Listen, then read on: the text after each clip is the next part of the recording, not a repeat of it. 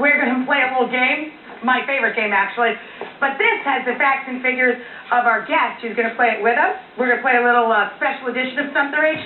This guy, practically music royalty. 40 million albums he sold worldwide. Amazing. And in 2007, he was one of People in Espanol's sexiest men alive. Oh, yeah. We're going to bring out little Enrique Iglesias.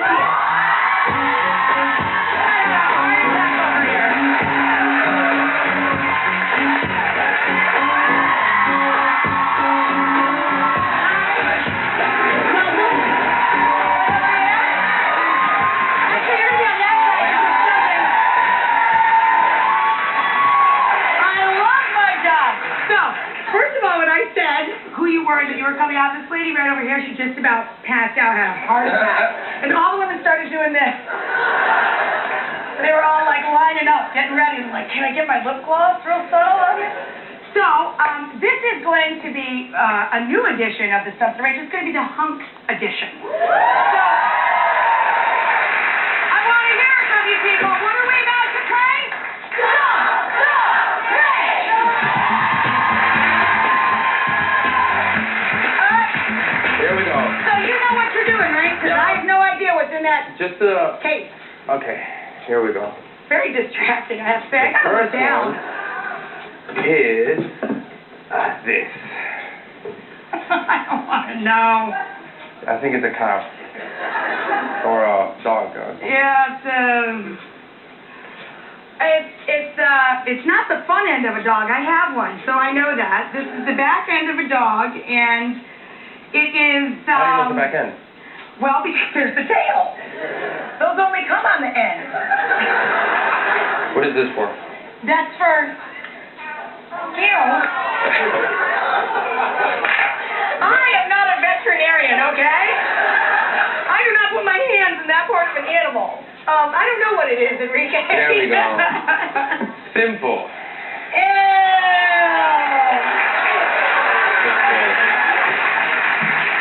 Now, would you hang on your attention? I have one of these. Oh, you have one of those? Yeah, I brought my own. Oh, well, it's lovely. It's just, who knew that you were a cat fan? That's just lovely. Okay.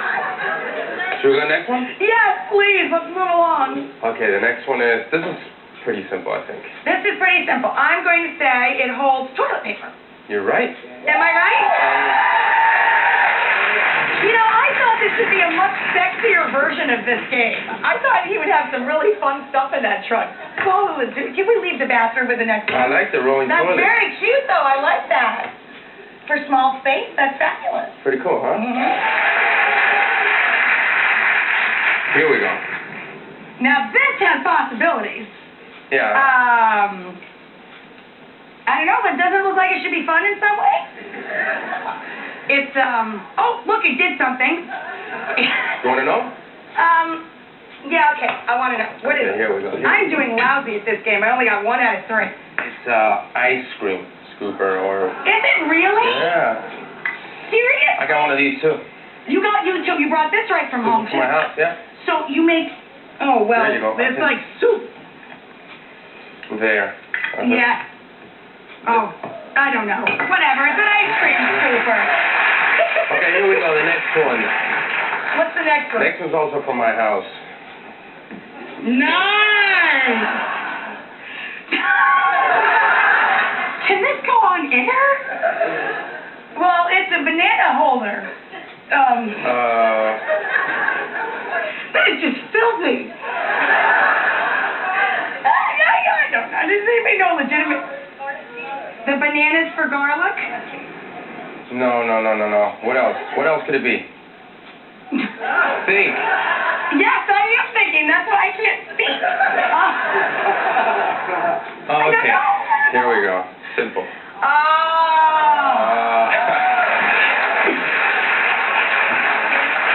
Doesn't everybody need one of these? But you can do... That's for safe cooking. It's a glove for safe cooking. You can use it for many things. Yes. We're actually going to talk to the gorgeous Enrique Iglesias after this. I'm going to throw a couple ice cubes around and cool down over the break while everybody else is going to enjoy their snack of the day, which is white chocolate sour cherry cookies from My Boy's Baking, Bethlehem, Pennsylvania. I'm going to try and recover, and we'll be right back.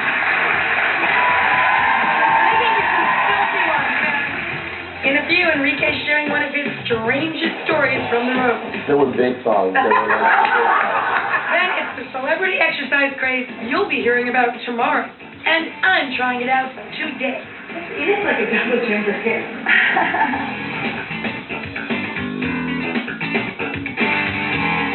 Make sure.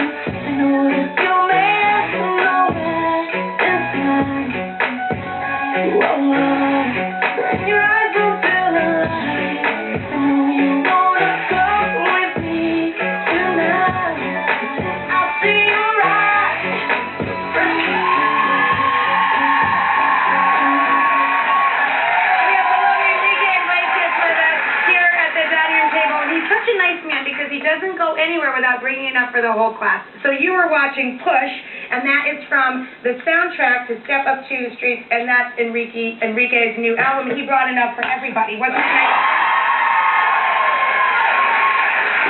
You didn't really need to give them free stuff. They had a clap for you anyway. It's okay.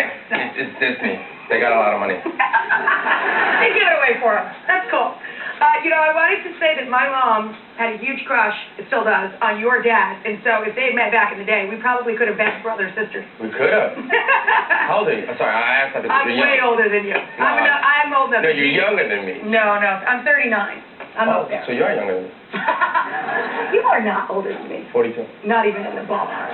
Seriously? I am 42. No. Yeah. He's just trying to make me feel better. No, I don't believe him. I'm going to ask for ID on the break, and that'll be fun. I wanted to know what it was like, though, having a heartthrob dad, and then you grew up to be a bit of a heartthrob yourself. Did you get some good advice? Oh, I'm not. Did I get some good advice? I'm not a heartthrob, but please. No, I'm not. It's not news to you. Oh, please.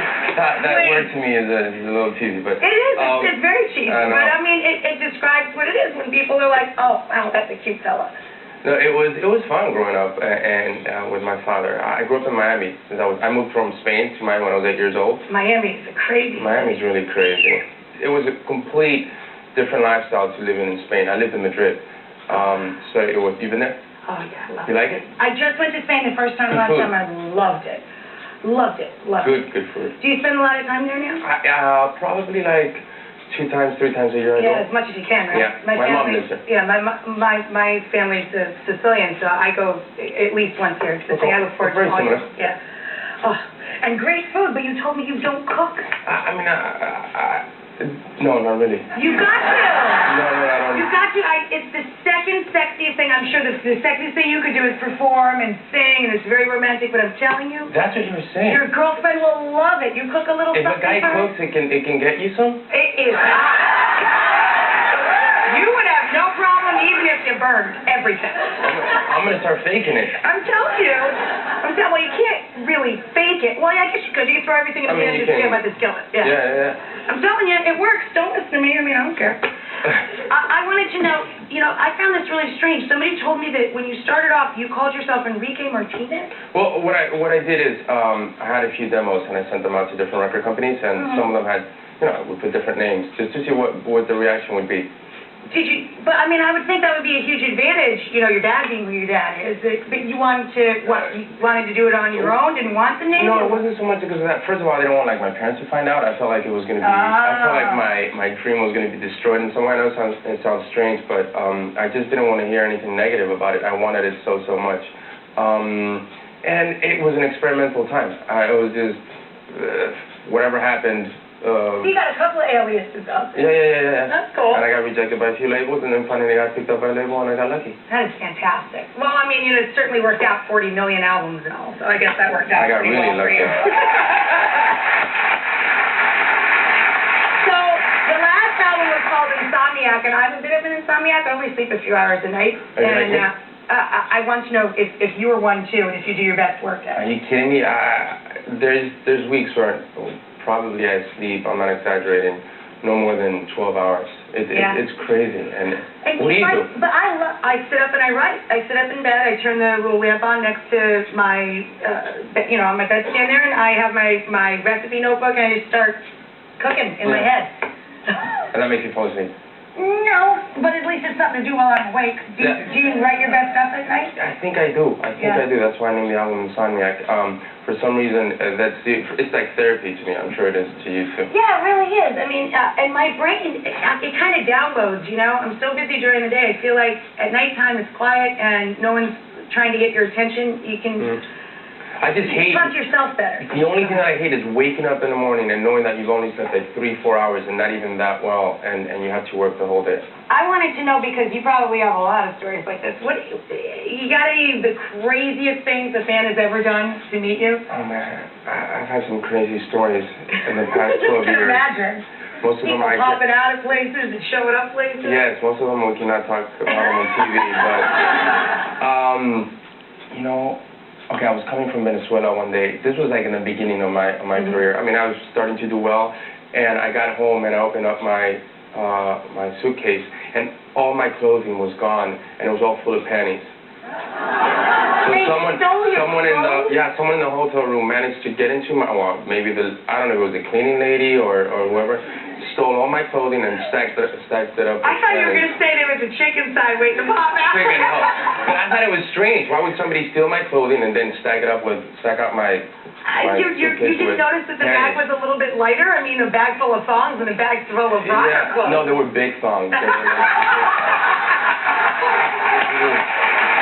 was a big lady that... That's a very special fan club you have. Well, thank you so much for stopping by and being good neighbors.